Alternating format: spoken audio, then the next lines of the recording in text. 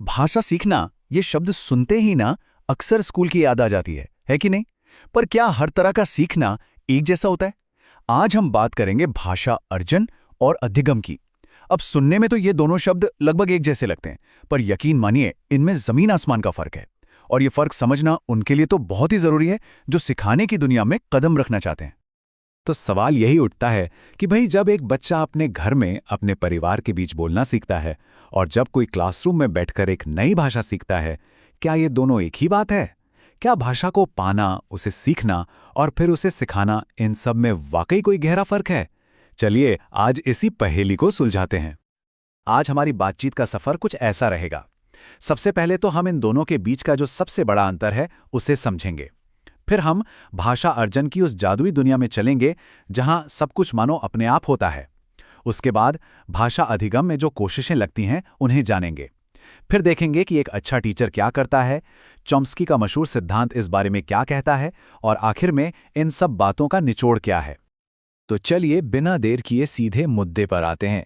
अर्जन और अधिगम के बीच का ये जो फर्क है ना, इसे समझना ही इस पूरी बातचीत की नींव है। देखिए, यहाँ एक नज़र डालते ही तस्वीर बिल्कुल साफ हो जाती है। एक तरफ है भाषा अर्जन, ये एकदम नेचुरल है जैसे सांस लेना। ये हमारी मातृभाषा है जिसे हम बस अपने माहौल से अनजाने में ही सोख लेते हैं। कोई मेहनत नहीं, कोई नियम कानून नहीं। और दूसरी तरफ है भाषा अधिगम। अच्छा, ये थोड़ा जिम जाने जैसा है। इसमें एक कॉन्शियस एफर्ट लगता है, नियम होते हैं, एक ट्रेनर यानी टीचर होता है और ये पूरी तरह से एक सोची समझी प्रक्रिया है। अब जरा उस प्रक्रिया पर ध्यान देते हैं जिससे हम सब गुजरे हैं। वो जादू जब बिना किसी किताब के, बिना किसी क्लास के हमने अपनी पहली भाषा सीख ली थी। भाषा अर्जन, आप जानते हैं, ठीक वैसा ही है जैसे कोई पौधा जमीन से पानी सोखता है। कोई उसे सिखाता नहीं है, वो बस अपने माहौल में रहकर, अपने घरवालों को सुनकर, उनकी नकल करके बोलना सीख जाता है। ये सीखना इतना नेचुरल होता है कि हमें इसका एहसास तक नहीं होता। और इसकी सबसे बड़ी खासियत यही है कि इसमें मतलब समझने पर जोर होता है, शब्द रटने पर नहीं। सीखना एकदम स्वाभाविक गति से होता है। भाषा का इस्तेमाल बिना ज्यादा सोचे समझे एकदम सहज तरीके से होता है। और सबसे बड़ी बात, यहाँ टीचर कोई एक इंसान नहीं बल्कि पूरा का पूरा माहौल, पूरा वातावरण ही होता है। तो अर्जन की इस सहज दुनिया से आप चलते हैं अधिगम की दुनिया में। एक ऐसी दुनिया जहां मेहनत, नियम और इरादे ये सब शामिल हो जाते हैं।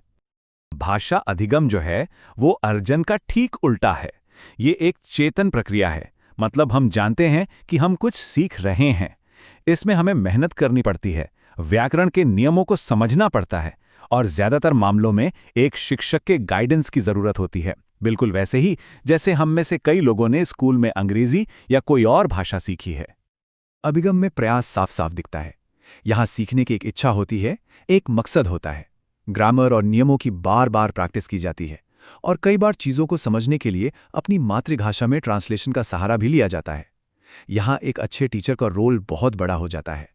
और जब टीचर का रोल इतना जरूरी है तो सवाल ये उठता है कि एक अच्छा भाषा शिक्षण आखिर होता कैसा है। चलिए अब नजरिए को सीखने वाले से हटाकर सिखाने वाले पर लाते हैं। देखिए, एक असरदार शिक्षण का मतलब सिर्फ ग्रामर के नियम रटा देना नहीं होता, बल्कि भाषा को इस्तेमाल करने का आत्मविश्वास देना होता है। इसका मतलब है बच्चों को बोलने के ज्यादा से ज्यादा मौके देना।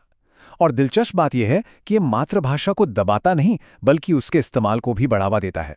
मकसद सिर्फ एक है कि भाषा किताबों से निकलकर असल जिंदगी का हिस्सा बन जाए।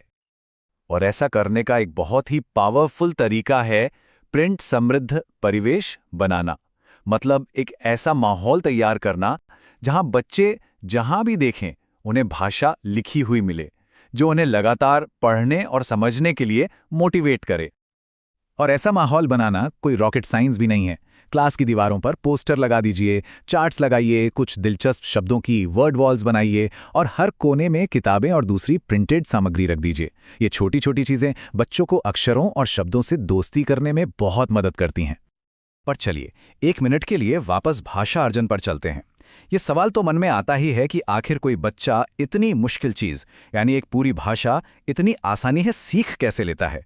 इसके पीछे एक बहुत ही दिलचस्प वैज्ञानिक सिद्धांत है और यहीं पर एंट्री होती है महान भाषा विज्ञानी नॉम चॉम्स्की की। उन्होंने एक ऐसा विचार दुनिया के सामने रखा जिसने सब कुछ बदल दिया। उन्होंने कहा कि हम भाषा सीखने की क्षमता के साथ ही पैदा होते हैं। ये कोई स्किल नहीं है जो हम बाहर से सीखते हैं, बल्कि ये हमारे दिमाग में पहले से ही मौजूद है। चॉम्स्की ने 3 कमाल की बातें बताईं। पहली कि भाषा सीखने की एक क्षमता जन्मजात है, इन्नेट है। दूसरी कि दुनिया की हर भाषा के मूल में एक यूनिवर्सल ग्रामर होता है, एक जैसा ढांचा।